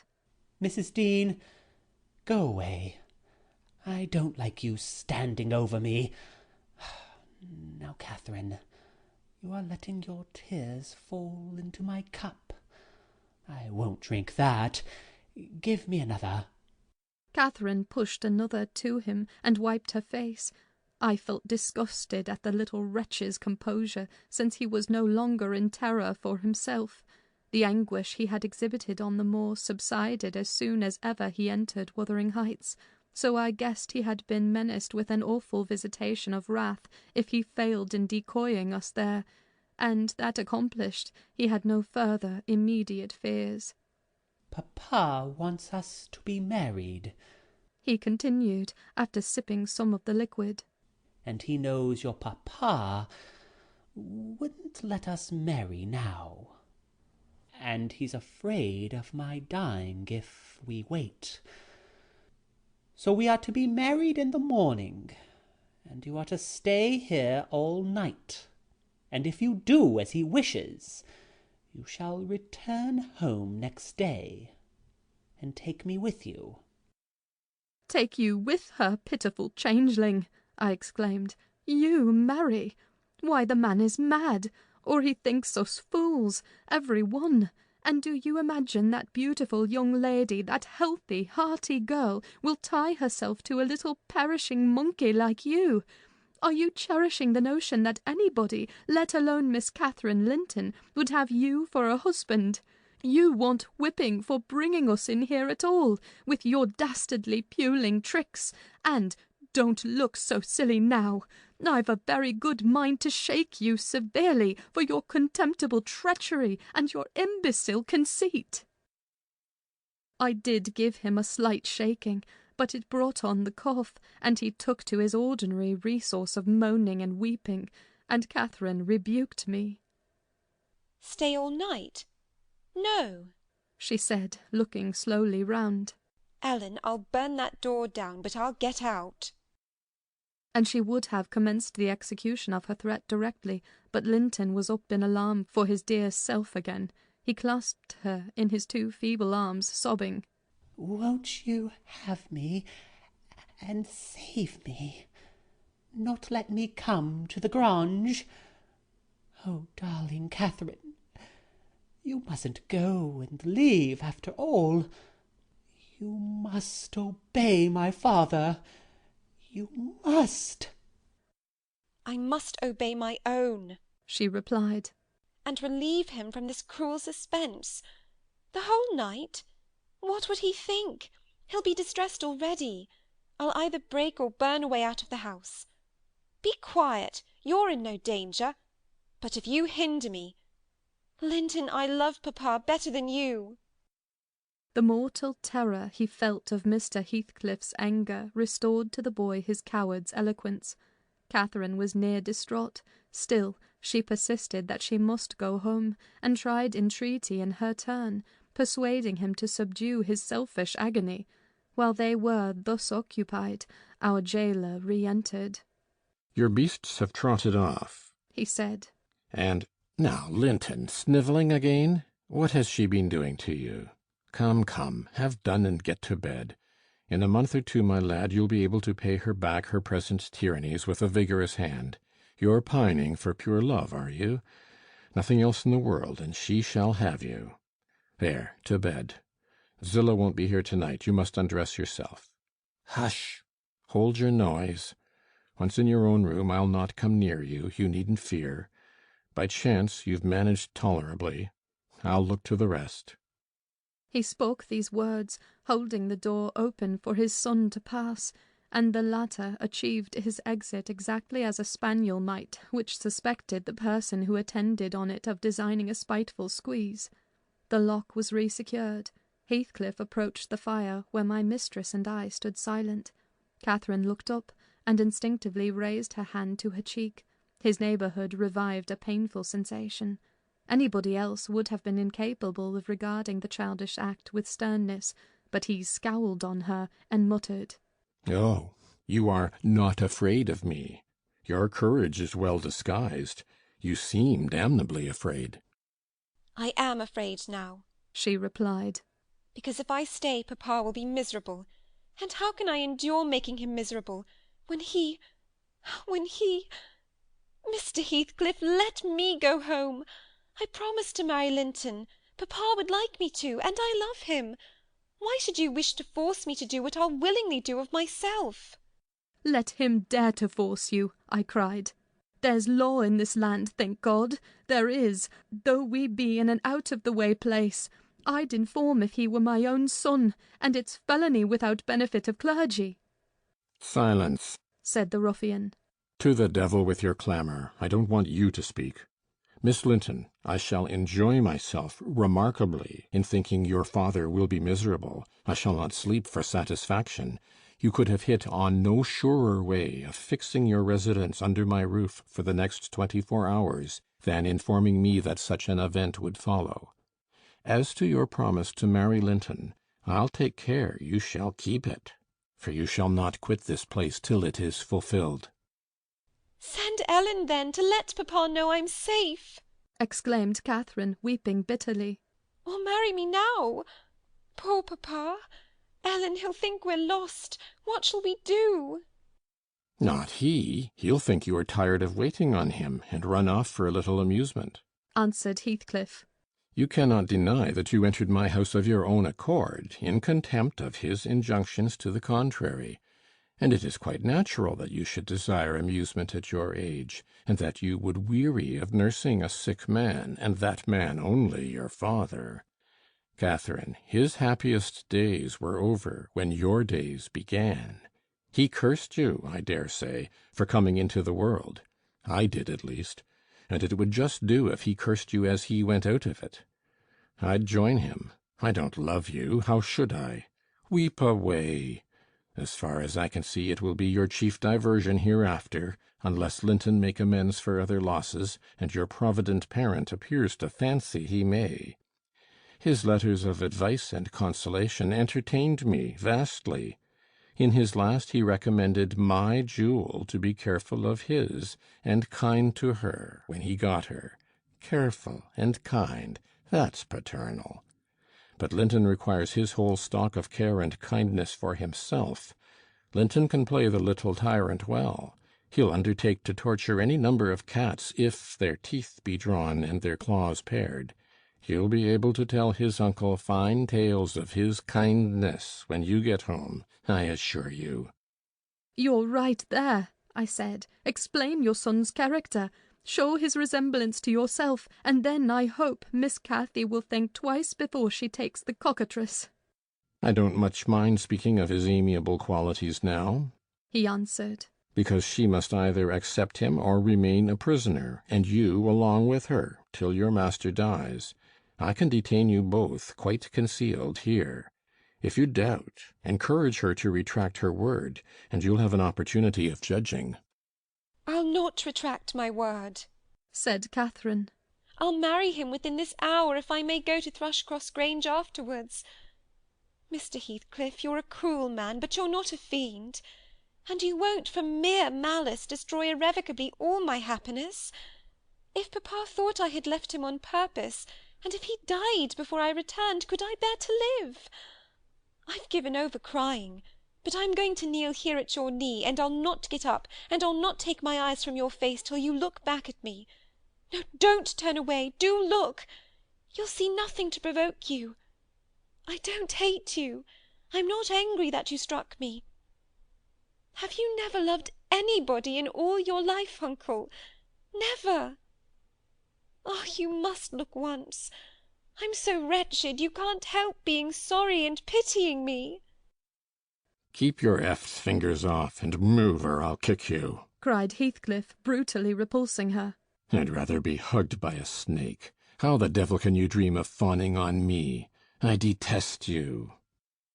He shrugged his shoulders, shook himself indeed, as if his flesh crept with aversion, and thrust back his chair, while I got up and opened my mouth to commence a downright torrent of abuse. But I was rendered dumb in the middle of the first sentence by a threat that I should be shown into a room by myself the very next syllable I uttered. It was growing dark. We heard a sound of voices at the garden gate. Our host hurried out instantly. He had his wits about him. We had not. There was a talk of 2 or 3 minutes, and he returned alone. "I thought it had been your cousin Hareton," I observed to Catherine. "I wish he would arrive. Who knows but he might take our part?" "It was 3 servants sent to seek you from the Grange," said Heathcliff, overhearing me. "You should have opened a lattice and called out. But I could swear that chit is glad you didn't. She's glad to be obliged to stay, I'm certain." At learning the chance we had missed, we both gave vent to our grief without control, and he allowed us to wail on till 9 o'clock. Then he bid us go upstairs, through the kitchen to Zilla's chamber, and I whispered my companion to obey. Perhaps we might contrive to get through the window there, or into a garret, and out by its skylight. The window, however, was narrow, like those below, and the garret trap was safe from our attempts, for we were fastened in as before. We neither of us lay down. Catherine took her station by the lattice, and watched anxiously for morning, a deep sigh being the only answer I could obtain to my frequent entreaties that she would try to rest. I seated myself in a chair, and rocked to and fro, passing harsh judgment on my many derelictions of duty, from which, it struck me then, all the misfortunes of my employers sprang. It was not the case in reality, I am aware, but it was, in my imagination, that dismal night, and I thought Heathcliff himself less guilty than I. At 7 o'clock he came, and inquired if Miss Linton had risen. She ran to the door immediately, and answered, "Yes." "Here, then," he said, opening it and pulling her out. I rose to follow, but he turned the lock again. I demanded my release. "Be patient," he replied. "I'll send up your breakfast in a while." I thumped on the panels and rattled the latch angrily, and Catherine asked why I was still shut up. He answered, I must try to endure it another hour, and then went away. I endured it 2 or 3 hours. At length I heard a footstep, not Heathcliff's.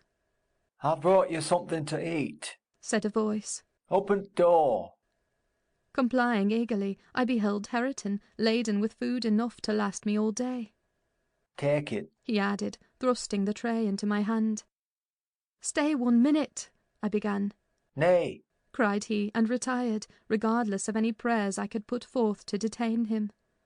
And there I remained enclosed the whole day, and the whole of the next night, and another, and another.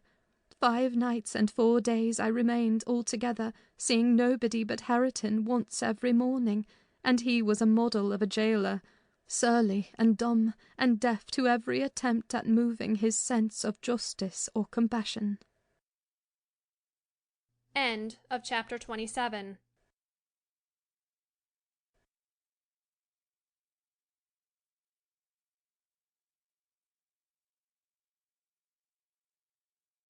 Chapter 28 of Wuthering Heights by Emily Brontë. On the 5th morning, or rather afternoon, a different step approached, lighter and shorter, and this time the person entered the room.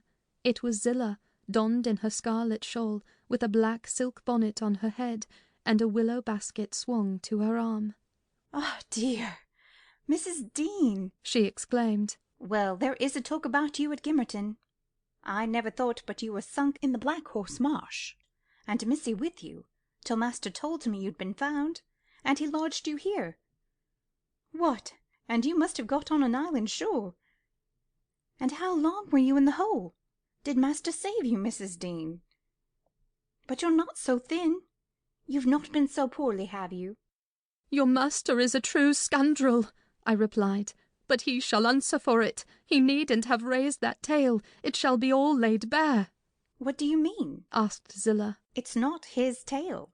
They tell it in the village, about your being lost in the marsh, and I calls to Earnshaw when I come in.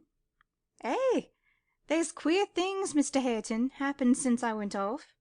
It's a sad pity of that likely young lass and Count Nelly Dean.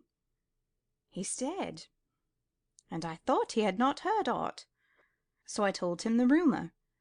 The master listened, and he just smiled to himself, and said, 'If they had been in the marsh, they are out now, Zillah. Nelly Dean is lodged at this minute in your room. You can tell her to flit when you go up. Here is the key.' The bog water got in her head, and she would have run home quite flighty, but I fixed her till she came round to her senses. You can bid her go to the Grange at once, if she be able, and carry a message from me, that her young lady will follow in time to attend the squire's funeral."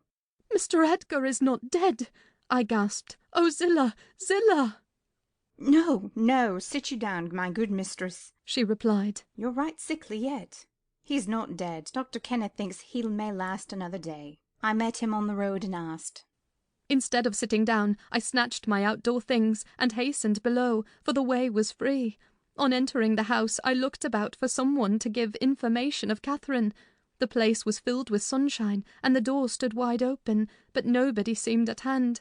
As I hesitated whether to go off at once or return to seek my mistress, a slight cough drew my attention to the hearth.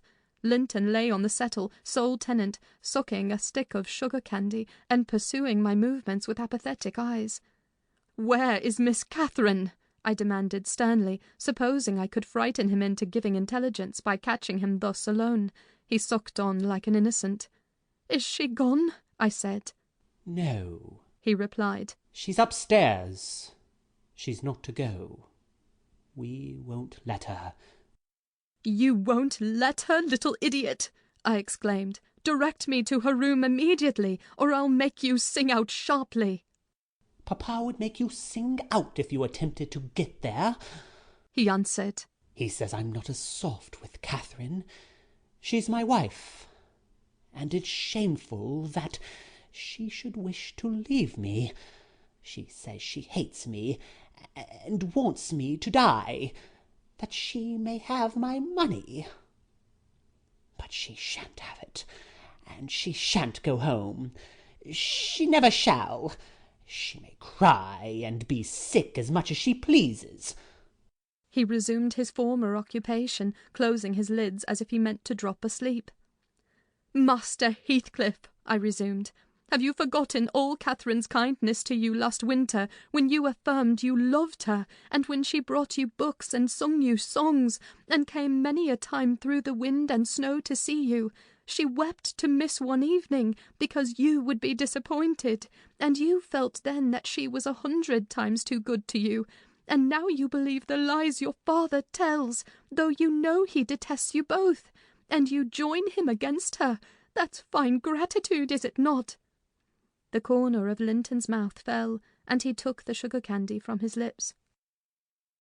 "Did she come to Wuthering Heights because she hates you?" I continued. "Think for yourself. As to your money, she does not even know that you will have any. And you say she's sick, and yet you leave her alone, up there in a strange house.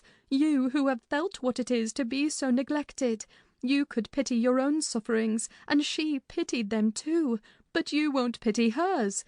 I shed tears, Master Heathcliff, you see, an elderly woman, and a servant merely, and you, after pretending such affection, and having reason to worship her almost, store every tear you have for yourself, and lie there quite at ease. Ah, you're a heartless, selfish boy." "I can't stay with her," he answered crossly. "I'll not stay by myself. She cries so I can't bear it, and she won't give over, though I say I'll call my father.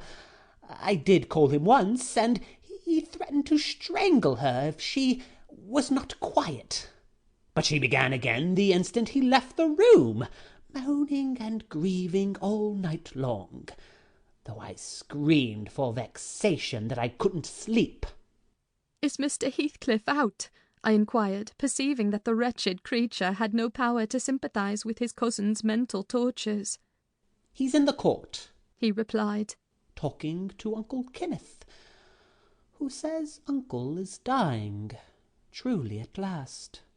I'm glad, for I shall be master of the Grange after him. Catherine always spoke of it as her house. It isn't hers. It's mine. Papa says everything she has is mine. All her nice books are mine.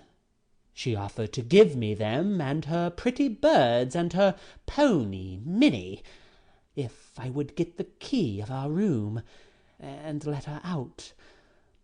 But I told her she had nothing to give. They were all mine. And then she cried, and took a little picture from her neck, and said I should have that.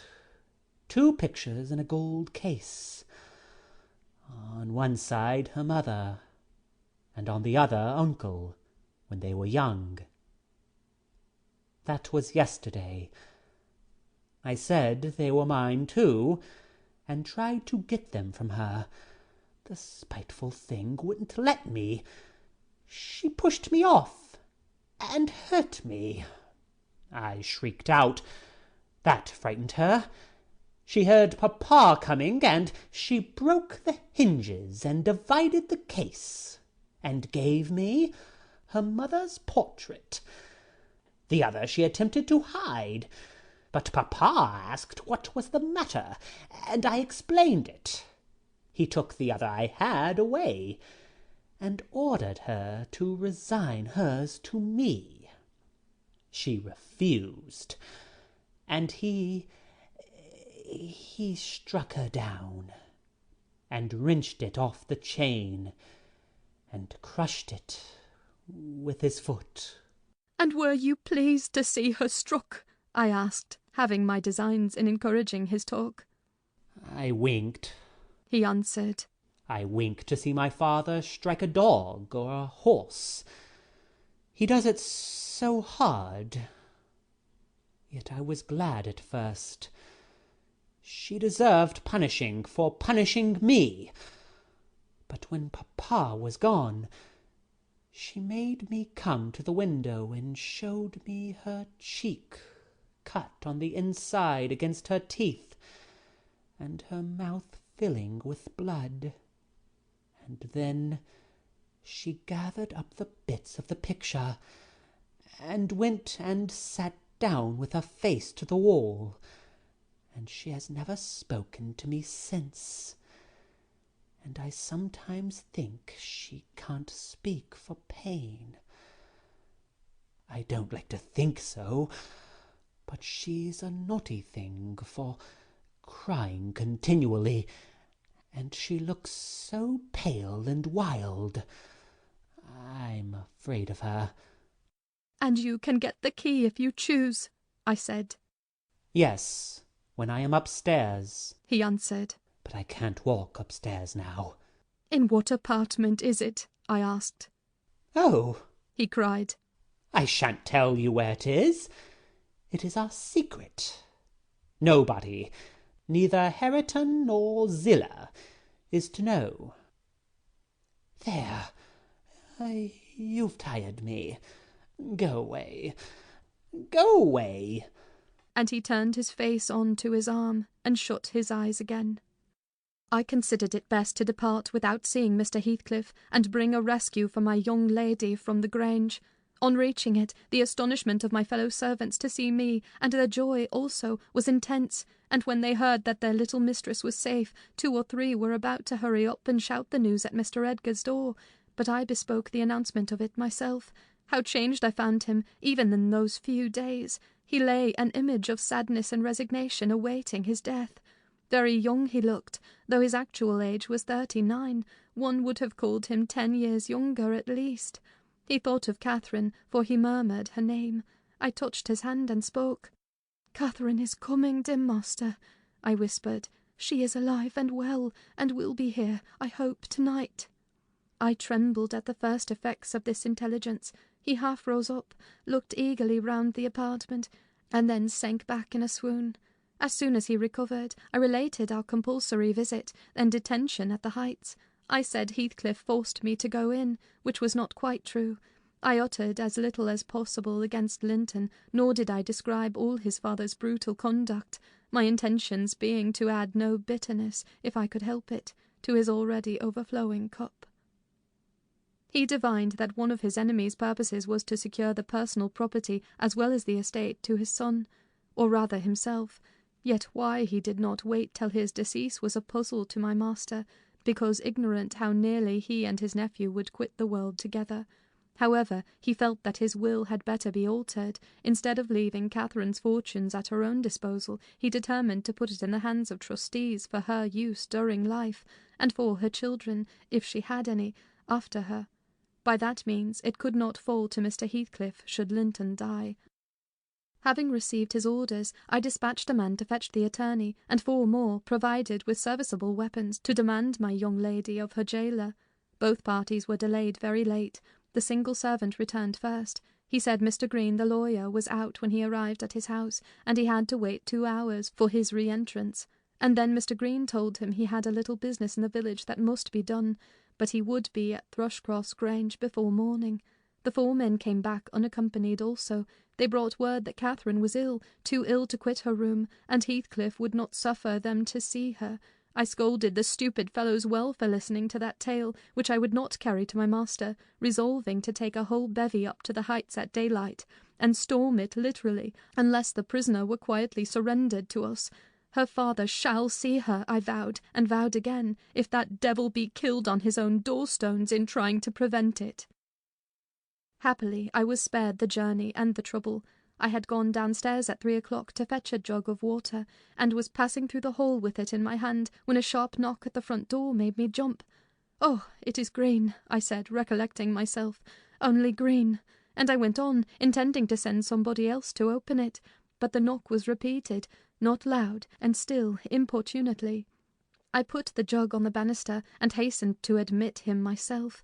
The harvest moon shone clear outside. It was not the attorney. My own sweet little mistress sprang on my neck, sobbing. "Ellen! Ellen! Is papa alive?" "Yes," I cried. "Yes, my angel, he is. God be thanked, you are safe with us again." She wanted to run, breathless as she was, upstairs to Mr. Linton's room, but I compelled her to sit down on a chair, and made her drink, and washed her pale face, chafing it into a faint colour with my apron. Then I said I must go first, and tell of her arrival, imploring her to say she should be happy with young Heathcliff. She stared, but soon comprehending why I counselled her to utter the falsehood, she assured me she would not complain. I couldn't abide to be present at their meeting. I stood outside the chamber door a quarter of an hour, and hardly ventured near the bed then. All was composed, however. Catherine's despair was as silent as her father's joy. She supported him calmly, in appearance, and he fixed on her features his raised eyes that seemed dilating with ecstasy. "He died blissfully, Mr. Lockwood. He died so, kissing her cheek," he murmured. "I am going to her, and you, darling child, shall come to us," and never stirred or spoke again, but continued that rapt, radiant gaze till his pulse imperceptibly stopped, and his soul departed. None could have noticed the exact minute of his death. It was so entirely without a struggle. Whether Catherine had spent her tears, or whether the grief were too weighty to let them flow, she sat there, dry-eyed, till the sun rose. She sat till noon, and would still have remained brooding over that deathbed, but I insisted on her coming away, and taking some repose. It was well I succeeded in removing her, for at dinner-time appeared the lawyer, having called at Wuthering Heights to get his instructions how to behave. He had sold himself to Mr. Heathcliff. That was the cause of his delay in obeying my master's summons. Fortunately, no thought of worldly affairs crossed the latter's mind to disturb him after his daughter's arrival. Mr. Green took upon himself to order everything and everybody about the place. He gave all the servants but me notice to quit. He would have carried his delegated authority to the point of insisting that Edgar Linton should not be buried beside his wife, but in the chapel with his family. There was the will, however, to hinder that, and my loud protestations against any infringement of its directions. The funeral was hurried over. Catherine, Mrs. Linton Heathcliff now, was suffered to stay at the Grange till her father's corpse had quitted it. She told me that her anguish had at last spurred Linton to incur the risk of liberating her. She heard the men I sent disputing at the door, and she gathered the sense of Heathcliff's answer. It drove her desperate. Linton, who had been conveyed up to the little parlour soon after I left, was terrified into fetching the key before his father reascended. He had the cunning to unlock and relock the door without shutting it, and when he should have gone to bed, he begged to sleep with Hareton, and his petition was granted for once. Catherine stole out before break of day. She dared not try the doors, lest the dogs should raise an alarm. She visited the empty chambers and examined their windows, and, luckily, lighting on her mother's, she got easily out of its lattice and on to the ground by means of the fir tree close by. Her accomplice suffered for his share in the escape, notwithstanding his timid contrivances. End of chapter 28.